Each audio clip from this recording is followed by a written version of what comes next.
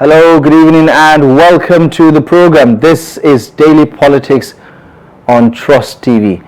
My name is Abdullahi Ahmed. Tonight we start with the latest developments from River State, where the House of Representatives has set up a committee reminding the state's sole administrator, Vice Admiral Ibok Ite-Bas, retired, of his constitutional obligation to report to the National Assembly. This comes as the Federal Parliament formally inaugurates a 21-member ad hoc committee to oversee affairs in the oil-rich state, currently under the emergency rule following a power tussle that led to the suspension of both the governor and the state legislature. What does this mean for governance, accountability, and the rule of law in River State? We'll break it all down with a legal practitioner in just a moment, but here's the very latest from the House of Representatives. River State has for a while been plunged into political turmoil following a deepening power struggle between key political figures in the state. Tensions escalated when a rift emerged between the sitting governor and his predecessor, who remains a powerful political force in the region. The situation deteriorated with mass defection in the State House of Assembly, allegations of prior legislative sessions, and attempts to impeach top state officials. These political standoffs led to rising insecurity, breaking down in governance, and threats to law and order. In response, the federal government declared a state of emergency in early 2025 to prevent further inability. The National Assembly stepped in to oversee the situation, culminating in formation of a 21-member ad hoc committee to monitor developments, ensure lawful governance, and work toward restoring democratic order. The committee is tasked with ensuring the caretaker government in Rivers operates within the law, monitoring compliance with federal directives, and working towards the restoration of full democratic governance in the state. The task before this committee is not routine. It is a mission of national significance that will serve as a litmus paste for our commitment to democratic principles and constitutional governance. The importance of the assignment places a considerable burden on the chairman and all members, as every action taken will be subject to national scrutiny. Speaker Abbas also called for collaboration with federal agencies, security forces, and reconciliation efforts to restore peace and public trust. I assure you that we are that we will not disappoint you. We will not disappoint the National Assembly and we will not disappoint you. We begin our work immediately. With tensions still high in River State, all eyes will now be on the committee as it begins its work to stabilize the political landscape and uphold democratic values. All right. The latest developments there from the House of Representatives setting up that 21 ad hoc committee that is going to take a look at developments in River State with regards to the application or implementation of the emergency rule. Joining us now via phone from Kano is Barrister Abba Hikma to help us understand and navigate the legal context of this development. Barrister, it's always a pleasure. Thank you so much for taking the time and for joining us on Daily Politics. I just want to get your quick reaction to an explanation of the constitutionality of this committee that the House of Representatives has set up. I mean, is this something that our constitution recognizes, that the sole administrator has to report to the National Assembly as the de facto administrator of River State?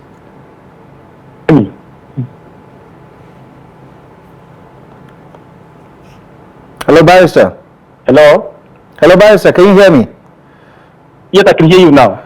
All right. I just was asking the question around the constitutionality of the National Assembly pretty much taking over legislative oversight in River State. Is this something that our constitution allows? Well, I have seen the news where the committee directed the sole administrator to report to the... Sorry, your call cannot be complete. It does appear that we've lost our connection there to Barrister Abba Hikma. We're going to work on that to bring him back on to get the legal perspective to this development and understand why this is happening. Already there are litigations against the imposition of that state of emergency that suspended Governor Sim Fubara and the River State House of Assembly from essentially discharging their responsibilities as elected members of the River State government. But of course, somewhere down the line during the conversation tonight, we're going to segue into other political developments. But of course, in the meantime, we're going to bring in our next guest. Comrade Deboki Abawamate is here with us in the studio. We're going to talk a lot of PDP, but before I get to him in just a moment, because he also happens to be a stakeholder in River State as a River State indigent. I believe we have Barrister back on. Barrister, can you hear me now? Hello, Barrister. Yeah. Okay. You're about to respond to the question about the constitutionality of this development. Go ahead, please. Yes, I got you. Yeah. Like I said, I saw the news headline and I went through the news also. The reports, the committee's directive to the sole administrator to report to the National Assembly Committee. And if you look at it from the sources, you would see that there is a semblance of checks and balance, and there's a semblance of sanity in that directive, because the president appointed the sole administrator. And if I'm right, in the earlier act given to him, he was to report to the Federal Executive Council. So that is an executive arm of the government appointing a sole administrator for a whole state, which does not have a National Assembly, and then directing to the executive arm. That is too much power, on the executive arm. Constitutionally, if you look at it, there is the principle of checks and balance in Nigeria. For example, the National Assembly makes law, but those laws they make will not become laws strictly until they have been states for Robin. So also in the states. If you look at the Constitution, you will see so many examples of checks and balance. But the problem I have with this order, or this directive by the National Assembly, is that the appointment of the sole administrator is ab initio unconstitutional. Nigeria's Constitution, especially Section 305, which contemplates the procedure for declaration and proclamation of state of emergency, does not anywhere contemplate the removal of a duly elected governor or the suspension of a duly constituted state house of assembly. So that is itself unconstitutional. So it is like an example of an unconstitutional action begetting another unconstitutionality. So much as I agree that there is a semblance of checks and balance on the surface, there is no provision anywhere in Nigeria's Constitution that gives the National Assembly the power to mandate a sole administrator who is also unconstitutional to report to it. What Section 11 of the Constitution says is that where a state house of assembly cannot function, then the National Assembly can take over the function of that state house of assembly. Yeah, doesn't that apply here, Barrister? Because essentially in practice, the River State House of Assembly has been suspended. So doesn't this apply then, Chapter 11? Doesn't it apply here? Like I said, that's why I said, on the surface of it, if you don't dive in, you could see some semblance of check and balance and sanity, and some, but this is like building something on nothing. Legally speaking, you can't build something on nothing. The entire suspension of the National Assembly and the appointment of the sole administrator are ab initio unconstitutional. From the beginning, it's unconstitutional. So now having another action, or directing the action of another thing, which itself has not been contemplated or stipulated by the Constitution, itself is null and void. But for sanity to prevail, for there to be some sort of sanity, and order in River State, I think there's a principle of doctrine of necessity could apply here, since at least in practice, even though legally speaking, I don't agree, and all the lawyers in Nigeria and the legal minds do not agree that the proclamation was right, or the removal of the governor and the suspension of the National Assembly was right. You could see that there is no state house of assembly in Rivers, and it makes some sense, that the National Assembly is stepping in now to say, okay, report to us and no longer to the Federal Executive Council. So on the surface of it, you could say, yes, it makes sense, but legally speaking, it is like building something on nothing. It's quite ironic, isn't it, that there are certain laid down rules and regulations, but out of necessity, some of these developments continue to prevail in Nigeria's politics, like that adage that says, two wrongs don't make a right. But this is a necessity they have created. It's something they have created itself. It's something that can be reversed. Exactly. So give me a sense of what is at stake here. I mean, we clearly know that the proclamation itself is being litigated. We understand that the PDP governors are heading to the court. The Attorney General is preparing a defense of the President's announcement of a state of emergency under Section 305, as well as the suspension of the governor and the state legislature. As a legal mind yourself, what do you think is at stake here?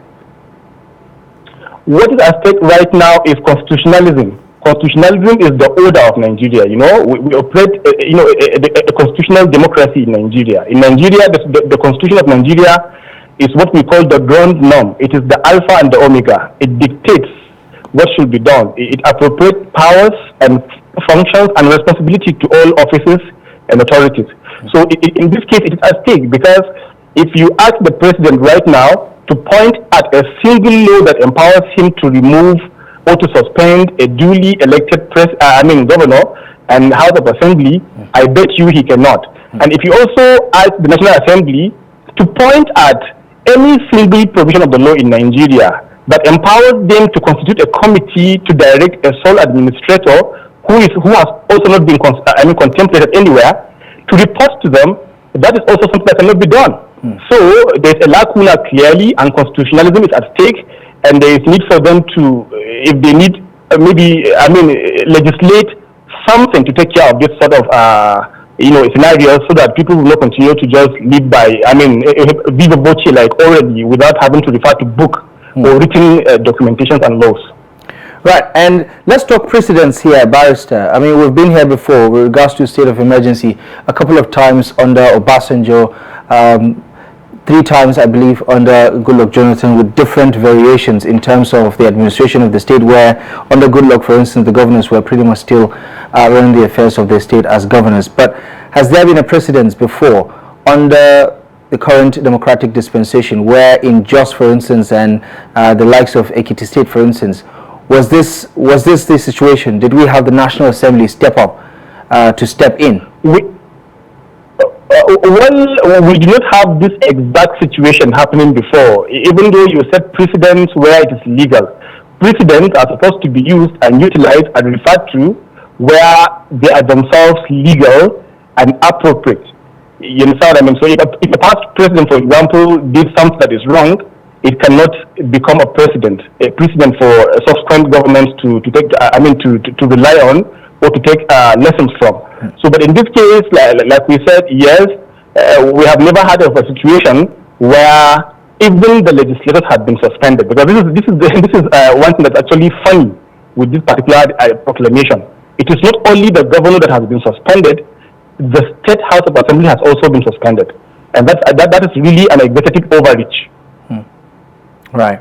All right. Interesting days ahead. Let's wait and see, because even in River State, you get the sense that the polity is being overheated with all these protests, as well as the activities of the sole administration that has been questioned at several levels in terms of how he's run the affairs of River State. Barrister Abba Hikma, it's always a pleasure. Thank you so much for providing the legal context to this conversation. Thank you very much. Thank you. All right. Barrister Abba Hikma there joining us via phone from Kano to shed light on the latest development involving the House of Representatives position, setting up that 21-man ad hoc committee to look into developments and administration in River State, calling on the state sole administrator to report to the National Assembly his activities, of course, governing the affairs of River State.